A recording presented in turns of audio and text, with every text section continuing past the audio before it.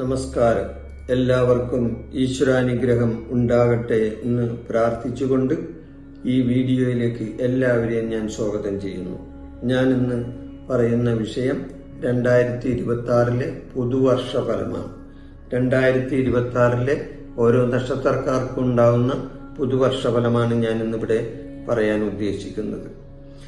എന്റെ വീഡിയോ നിങ്ങളൊന്ന് ആദ്യാവസാനം വരെ കാണണം എന്നുള്ള ഒരു അഭിപ്രായം എനിക്കുണ്ട്. കാരണം ഈ ഒരു ലെങ്ത്തുള്ള ഒരു വീഡിയോ ആണെങ്കിൽ അത് പെട്ടെന്ന് ഓടിച്ച് പോണ ഒരു സ്വഭാവം ചില ആൾക്കാർക്കുണ്ട്. എന്നാൽ ഈ ഒരു വിഷയം പറയുമ്പോൾ, ഒരു നക്ഷത്രഫലം പറയുമ്പോൾ അവിടെ നിന്നും ഇവിടെ നിന്നും കുറച്ച് കേട്ടിട്ട് കാര്യമില്ല. അത് മുഴുവനായിട്ട് കേട്ടാൽ അതിന്റെ ഫലം എന്താണെന്ന് നിങ്ങൾക്ക് മനസ്സിലാവുള്ളൂ. അതുകൊണ്ടാണ് വീഡിയോ ആദ്യാവസാനം വരെ കാണണമെന്ന് പറയുന്നത്. എന്ന് പറയുന്നത് അത്തം നക്ഷത്രത്തെ പറ്റിയാണ് ഞാൻ പറയുന്നത്. അപ്പോൾ അത്തം നക്ഷത്രക്കാരുടെ 2026 ഗോചരഫലമാണ് ഞാൻ പറയുന്നത്. എന്താണ് ഗോചരഫലം? അതായത് ഓരോ ഗ്രഹങ്ങൾക്കും ഗോചരഫലം തരാൻ സാധിക്കും. അപ്പൊ പ്രധാനമായിട്ടും ഗോചരഫലം തരുന്ന 4 ഗ്രഹങ്ങളുണ്ട്. ഒന്ന് വേഴഗ്രഹം, ഒന്ന് ശനിഗ്രഹം, ഒന്ന് രാഹുഗ്രഹം, ഒന്ന് കേതുഗ്രഹം. ഈ 4 ഗ്രഹങ്ങളുടെ ഓരോ സ്ഥാനങ്ങളിലുള്ള നിൽപ്പനുസരിച്ചാണ് ഓരോ ജാതകനും അല്ലെങ്കിൽ ഓരോ നക്ഷത്രക്കാരനും ഓരോ ഫലങ്ങൾ വരുന്നത്. ഓരോരുത്തർക്കും ഓരോരോ വ്യത്യസ്തമായ ഫലങ്ങളായിരിക്കും ഉണ്ടാവുന്നത്. എന്നിരുന്നാലും പൊതുവായിട്ടുള്ള ഒരു ഗോചര ഫലമാണ് ഞാനിവിടെ നിങ്ങളുടെ മുമ്പിൽ അവതരിപ്പിക്കുന്നത്. അപ്പൊ ഞാൻ നേരത്തെ പറഞ്ഞല്ലോ,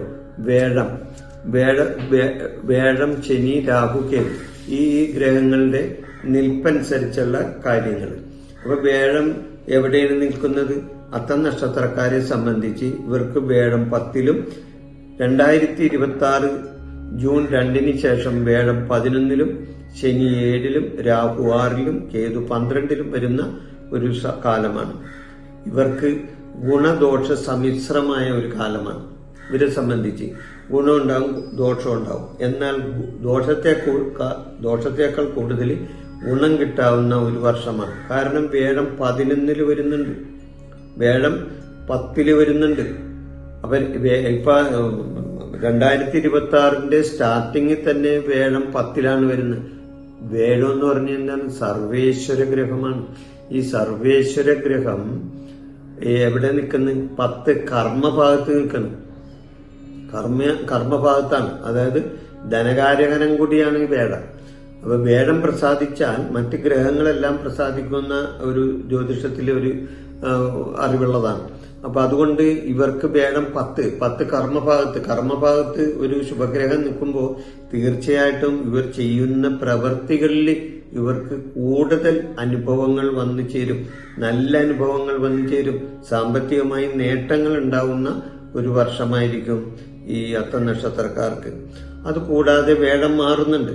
2026 ജൂൺ 2 ശേഷം വേഴം 11 വരുന്നു. 10 കഴിഞ്ഞ് പിന്നെ 11 എന്ന് പറഞ്ഞാൽ അതും ശുഭസ്ഥാനമാണ്. 10 കർമ്മസ്ഥാനമാണെങ്കിൽ 11 ശുഭസ്ഥാനമാണ്. അപ്പൊ ശുഭം എന്ന് പറഞ്ഞാൽ വരവിന്റെ സ്ഥാനം കൂടിയാണ് 11. അപ്പൊ 1 ധനകാരകനായ വേഴം 11 വരികയാണ്, വരവിന്റെ സ്ഥാനത്തേക്ക് വരികയാണ്.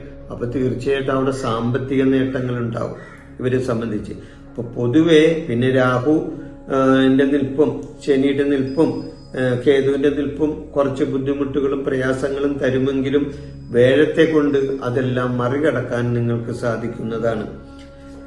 ഇവരെ സംബന്ധിച്ച് ഇവർക്ക് കർമ്മരംഗത്ത് വളരെയധികം പുരോഗതി ഉണ്ടാകുന്ന ഒരു സമയമാണ്. ഞാൻ പറയില്ലേ, വേഴം കർമ്മഭാഗത്ത് 10 നിൽക്കുന്നത്. അപ്പൊ വേഴത്തെ കൊണ്ട് കർമ്മത്തിൽ ഒരുപാട് പുരോഗതി ഉണ്ടാകുന്ന ഒരു സമയമായിരിക്കും. കാര്യവിജയങ്ങളും കാര്യനേട്ടങ്ങളും ഉണ്ടാകുന്ന ഒരു സമയമാണ് ഇവരെ സംബന്ധിച്ച്. പല കാര്യങ്ങളും ഇവർക്ക് ചെയ്യാൻ സാധിക്കുന്ന ഒരു സമയമാണ്. പിന്നെ ഭാഗ്യാനുഭവങ്ങൾ ഉണ്ടാകുന്ന ഒരു സമയമാണ് ഇവരെ സംബന്ധിച്ച്. പ്രതീക്ഷിക്കാത്ത കാര്യനേട്ടങ്ങൾ ഇവർക്ക് ഉണ്ടാകും. ഇവർ പ്രതീക്ഷിക്കാതെ തന്നെ ഇവർക്ക് പല വിധത്തിലുള്ള കാര്യനേട്ടങ്ങൾ, സാമ്പത്തികമായിട്ടാണെങ്കിലും അല്ലാത്ത കാര്യങ്ങളാണെങ്കിലും ഇവർ നേടിയെടുക്കാൻ ഉദ്ദേശിക്കുന്ന പല കാര്യങ്ങളും ഇവർക്ക് നേടിയെടുക്കാനായിട്ട് സാധിക്കുന്നതാണ്.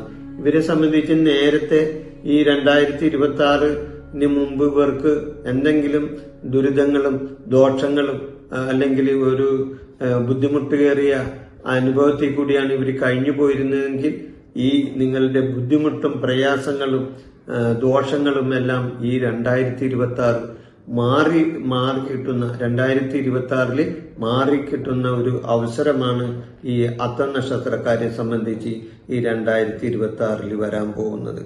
ഇവർ ചെയ്യുന്ന പ്രവൃത്തികളിലെല്ലാം ഇവർക്ക് ഗുണകരമായ കാര്യങ്ങൾ വന്ന് സംഭവിക്കും.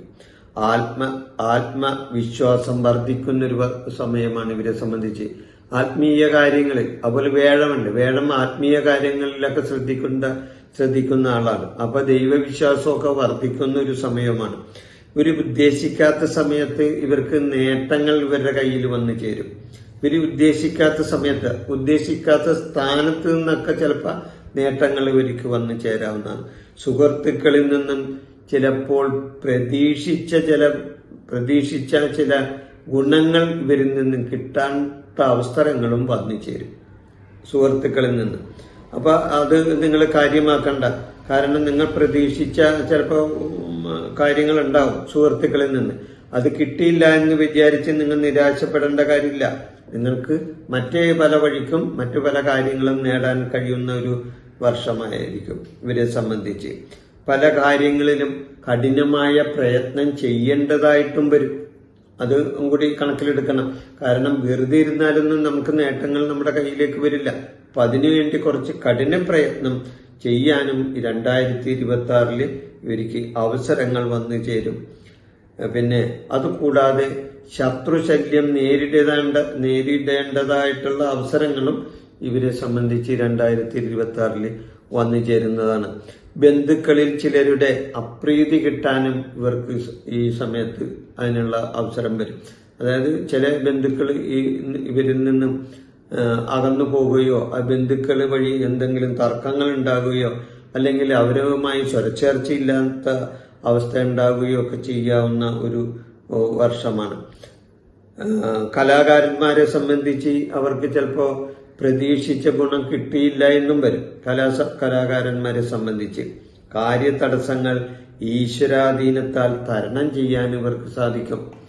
ഇവരെ സംബന്ധിച്ച് ഞാൻ നേരത്തെ പറഞ്ഞ പോലെ വേഴത്തെ കൊണ്ട് ഇവർക്ക് ഗുണമാണ് ഉണ്ടാവുന്നത്. കാരണം 11ലും 10ലുമാണ് നിൽക്കുന്ന വേഴം.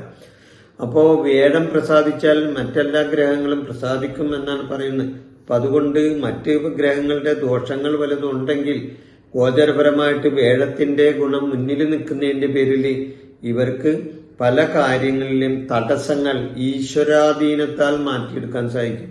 അപ്പൊ ഗ്രഹത്തെ പ്രസാദിപ്പിക്കണം. ഈ വേഴഗ്രഹത്തെ പ്രസാദിപ്പിച്ചാൽ അപ്പൊ വേഴഗ്രഹത്തെ ഞങ്ങൾ എങ്ങനെ പ്രസാദിപ്പിക്കും എന്നുള്ള ഒരു ചിന്തയുണ്ട്. അപ്പൊ വേഴഗ്രഹത്തെ പ്രസാദിപ്പിക്കാൻ വേഴഗ്രഹത്തിന്റെ ദേവന്മാർക്ക് വഴിപാടുകൾ നടത്തി പ്രാർത്ഥിക്കണം. വേഴഗ്രഹത്തിന്റെ ദേവന്മാരാരാണ്? കൃഷ്ണൻ, മഹാവിഷ്ണു ഒക്കെ വേഴഗ്രഹത്തിന്റെ ദേവന്മാരാണ്. അപ്പൊ വേഴത്തെ പ്രസാദിപ്പിച്ചാൽ വിഷ്ണുവിനെ പ്രസാദിപ്പിക്കുന്നതിന് തുല്യമാണ്, കൃഷ്ണനെ പ്രസാദിപ്പിക്കുന്നതിന് തുല്യമാണ്.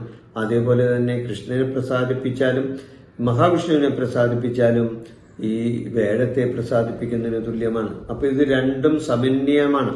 അപ്പൊ അതുകൊണ്ട് നിങ്ങൾക്ക് ഇങ്ങനെയുള്ള മറ്റു ദുരനുഭവങ്ങൾ പലതും ഉണ്ടായിട്ടുണ്ടെങ്കിൽ, ഉണ്ടാകാൻ സാധ്യതയുണ്ടെങ്കിൽ അതിനെല്ലാം നിങ്ങൾക്ക് മറികടക്കാൻ സാധിക്കും ഈ വേഴം 10ലും 11ലും നിൽക്കുന്ന ഈ സമയത്ത്.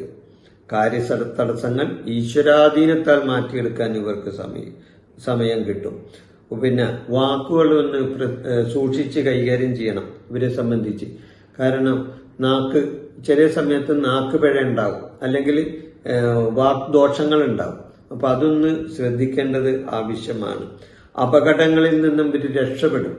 ചെറിയ അപകടങ്ങൾ ഉണ്ടാകാനായിട്ടുള്ള സാധ്യത ഈ വർഷമുണ്ട്. അതുകൊണ്ട് അപകടങ്ങളിൽ നിന്നെല്ലാം രക്ഷ നേടുന്ന ഒരവസ്ഥയും ഇവര് ഉണ്ടാവും. അന്യരുടെ കാര്യങ്ങളിൽ ഇടപെട്ട് എന്ന് വരും. അത് ചെയ്യാതിരിക്കുകയാണ് ഏറ്റവും നല്ലത്. അന്യരുമായി അവരുടെ കാര്യങ്ങളിലൊന്നും ചെന്ന് ഇടപെടാതിരിക്കുന്നത് ഏറ്റവും വളരെ നല്ലതാണ്. അല്ലെങ്കിൽ ഇടപെടുന്നുണ്ടെങ്കിൽ അത് സൂക്ഷിച്ച് കൈകാര്യം ചെയ്യണം. മനപ്രയാസങ്ങൾ മാറി, ഈശ്വരാധീനത്താൽ മനപ്രയാസങ്ങൾ മാറി കിട്ടുന്ന ഒരു സമയം കൂടിയാണ് ഈ അതായത് വേഴം, സർവേശ്വരകാരകനായ വേഴം ഇവർക്ക് നല്ല സ്ഥാനത്താണ് വരുന്നത്. അപ്പൊ അതുകൊണ്ട് വേഴത്തെ കൊണ്ട് ഇവർക്ക് സർവേശ്വരന്റെ അനുഗ്രഹം കിട്ടും ഈ സമയത്ത്. അപ്പൊ മൊത്തത്തില് നോക്കുമ്പോൾ ഈ അത്തം നക്ഷത്രക്കാർക്ക് 2026 പുതുവർഷത്തില് വളരെ നല്ല അനുഭവങ്ങളാണ് കിട്ടാൻ സാധിക്കുന്നത്. ഈ അത്തം നക്ഷത്രക്കാരുടെ വിഷയം ഞാൻ ഇവിടെ അവസാനിപ്പിക്കുന്നു. നിങ്ങൾക്ക് എല്ലാവർക്കും ഈശ്വരാധീനം ഉണ്ടാകട്ടെ എന്ന് പ്രാർത്ഥിച്ചുകൊണ്ട് മറ്റൊരു വീഡിയോയിൽ ഞാൻ വരുന്നതുവരെ നിങ്ങൾക്ക് നന്ദി, നമസ്കാരം. എൻ്റെ ഈ ജ്യോതിഷ പ്രോഗ്രാം നിങ്ങൾക്ക് ഇഷ്ടപ്പെട്ടാൽ ഇത് സബ്സ്ക്രൈബ് ചെയ്യാനും ലൈക്ക് ചെയ്യാനും ബെൽ ബട്ടൺ അമർത്താനും മറക്കരുത്.